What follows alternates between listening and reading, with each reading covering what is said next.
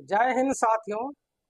इस समय हम प्रातियोगिकी परीक्षा की तैयारी के लिए क्लास चला रहे हैं और यह क्लास हमारे YouTube चैनल पीके मैथ 247 पे प्रतिदिन शाम को 6 बजे अपलोड होता है।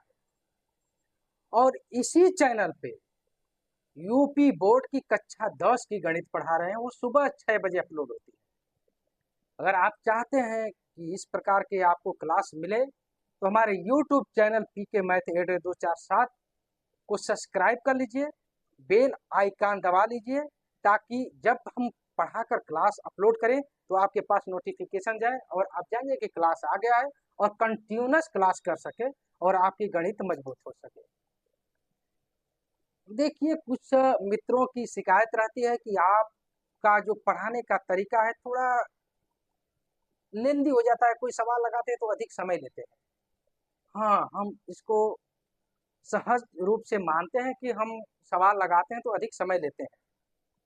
आप ये बताइए कि अगर आपको गाड़ी चलाने का ढंग नहीं है तो क्या आप बिना ढंग सीखे, बिना गाड़ी का ढंग सीखे आप 80 के स्पीड में गाड़ी चला लेंगे?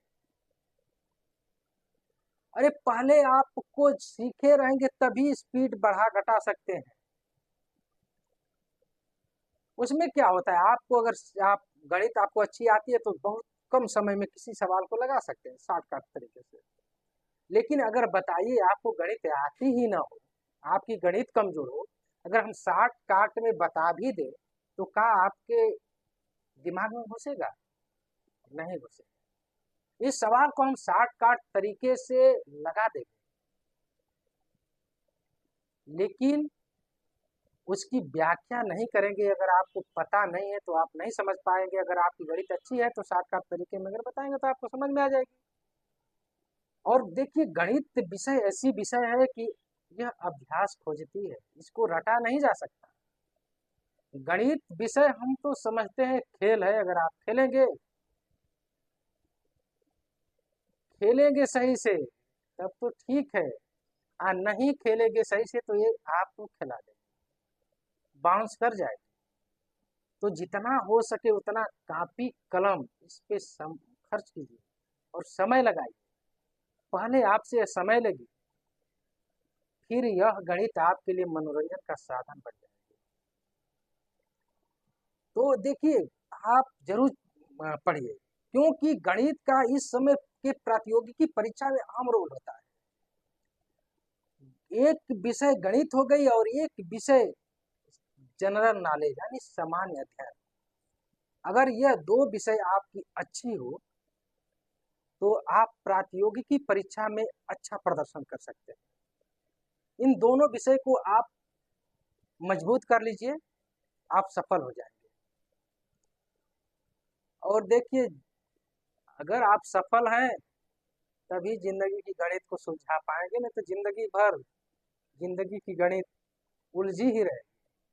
तो चलिए, बिना देर के इस सवाल को लगाते हैं। अगर आप चाहते हैं शॉर्टकट तरीके से तो शॉर्टकट तरीका भी देख लीजिए, उसके बाद इसका हम व्याख्यात्मक तरीका लगाएंगे। कह क्या रहा है, सवाल क्या है, पहले सवाल देखिए। 4,280 रुपयों को दो भागों में विभाजित किया गया। पहले भाग को 2/1/2% दर पर 3/1/2 वर्षों के लिए तथा दूसरे भाग को 4% की दर से 4/1/2 वर्षों के लिए कर्ज पर दिया गया। यदि दोनों स्थितियों में ब्याज की राशि समान हो तो दूसरा भाग क्या? यह जो 4,280 रुपया है ना, इसको दो भागों में बांट दिया गया है। एक भाग को किसी व्यक्ति को 2.5% की दर से, यानी 2/1/2 का मतलब 2.5% की दर से 3/1/2 वर्ष का मतलब कि 3.5 वर्ष के लिए दे दिया गया। और जो दूसर का भगवा है ना, उसको 4% की दर से 4.5 वर्ष के लिए किसी को दे दिया गया। आज जब सूद वसूला गया एक का 3.5 वर्ष के बाद और दूसरे का 4.5 वर्ष के बाद, तो दोनों की सुधिया यानी ब्याजवा समान हुआ। तो कह रहा है कि जो दूसरा का भगवा है जो दूसरका भगवा है वह कितना है ये बता दीजिए। तो अगर शॉर्टकट में आप लगाना चाहते हैं तो पहले भाग को यक्स मान लीजिए। यक्स माना,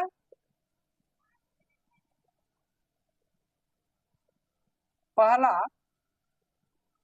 भाग यक्स है, तो जब पहला भाग यक्स है 4280 का, तो दूसरा भाग क्या रहेगा? तो दूसरा भाग ये हो जाएगा,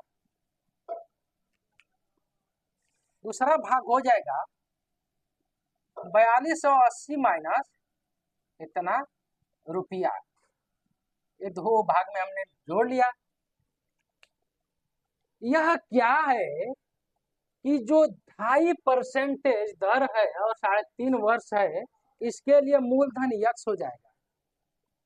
और जो 4% दर है और 4.5 वर्ष है, इसके लिए मूलधन यह हो जाएगा। लेकिन कह रहा है कि दोनों स्थितियों में ब्याज की राशि समान है, तो दूसरा का भाग निकालना है। अच्छा, साधारण ब्याज क्या है? साधारण ब्याज बराबर मूलधन गुणे दर गुणे समय बटे 100। तो यह क्या है कि जो यह ब्याजवा है दोनों के लिए बराबर है। तो चलिए पहले के लिए साधारण ब्याज, यक्स मूलधन पर साधारण ब्याज, यक्स मूलधन पर साधारण ब्याज, क्योंकि प्रश्नानुसार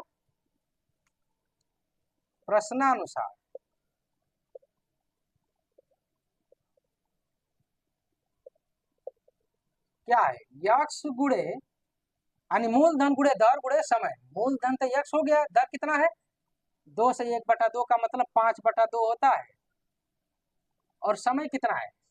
3 से 1/2 का मतलब 7/2 होता है, और बटे 100।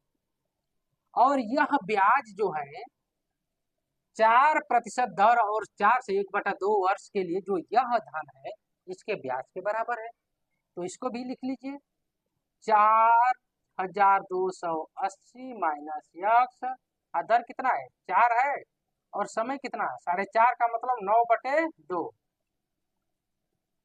यह इससे कट जाएगा, और इसको 1/2 को इससे काट दीजिए। अब देखिए क्या प्राप्त होता है। 7 5 35, और यह 2 है ना, बटा में है तो इधर जाकर अंश में गुणा हो जाएगा। ठीक है ना? हर, अगर अंश का हर है तो हर होता है, और बगल में जाता है तो अंश हो जाता है। ठीक है ना?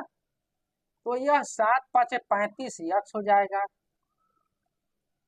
और यह 2 इधर जब जाएगा, और 9 चौको 36 हो गया, तो यह हो गया 4280 माइनस यक्स, और यह गुणे 36। तो आप 9 चौको 36 है ही, और 2 जब इधर से जाएगा तो इसमें गुणा हो जाएगा। अब चलिए इधर आइए, 35 यक्स और 36 दूनी 72 होगा, और 72 का इसमें गुणा हो जाएगा। 4280 गुणे 72, और इसमें जब 72 का गुणा होगा तो 72 यक्स। ठीक, यह माइनस है तो इधर लाइए, यक्स यक्स का पद एक साइड करिए। 35 यक्स, और जब इधर आएगा तो 72 यक्स हो जाएगा। और यह है 4280 में अगर 72 का आप गुणा करेंगे, कैलकुलेशन आप कर लीजिएगा, तो यह आ जाएगा 3,08,160। आप गुणा कीजिएगा तो इतना मिलेगा। ठीक है ना? हम किए हैं इसलिए हम जल्दी लिख दिए। हम गुणा करने का तरीका अपने प्ले लिस्ट में दिए हैं, कितना से कितना बड़ा गुणा हो उसको आप बहुत जल्दी कर लेंगे। कई हजार अंक का हो गुणा, लेकिन आप आसानी से कर लेंगे बहुत जल्दी। ठीक है ना? अतियोक्ति मत समझिए कि कई हजार अंक हम बता दें, क्योंकि उसमें डायग्राम से गुणा करना होता है। आपको जितना समय जगह मिल जाए डायग्राम बना दीजिए, जितना अंक मिल जाएगा उसके बाद कर लीजिए, बहुत आसानी से हो जाएगा। उस तरह पुरानी पद्धति से आप गुणा करेंगे तो लंबा समय लगेगा, और उसमें बहुत आसानी से आप कर लेंगे और समय कम लगेगा। चलिए, और जब इसको हम आगे बढ़ाते हैं तो 35 और 72 हो जाएगा 160। और ये क्या है? 3,08,160। तो यक्स बराबर होगा 3,08,160 8,160 बटे 160। अब जब इसका भाग देंगे तो इसका भाग देने पे 2,880 रुपया आएगा। ठीक है ना, इसका इसमें 3,08,160 में 160 का भाग देंगे तो 2,880 रुपया। ये तो पहला भाग हो गया। कौन? ये पहला भाग हो गया। दूसरा भाग क्या है? यह है, और हमको क्या निकालना है? दूसरा भाग। तो दूसरा भाग निकालने के लिए क्या होगा?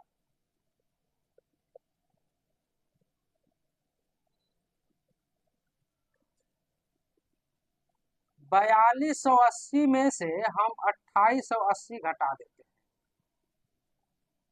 तो कितना हो जाएगा?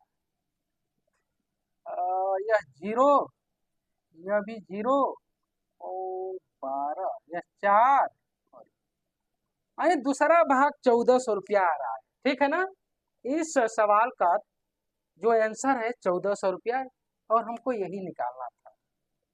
ठीक है ना, चलिए